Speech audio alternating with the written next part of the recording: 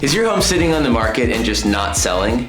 Here are 4 common reasons why and what you can do to fix them.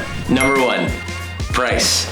Pricing is 70% of the battle. Sellers tend to focus on the highest comparable sales, but buyers are looking at the lowest ones. What's the key? Price your home strategically based on all comparable sales and look at the market trends so that you attract the right buyers. Number 2, condition.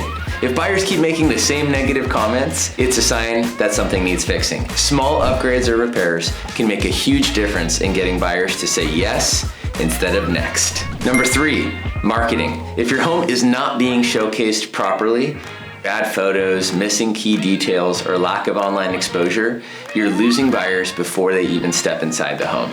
High quality marketing matters. Number 4, accessibility. If your home is hard to show, if you require 24-hour notice, if the home's tenant occupied, or you have limited showing times, you're shutting out buyers. The easier the home is to tour, the faster it will sell.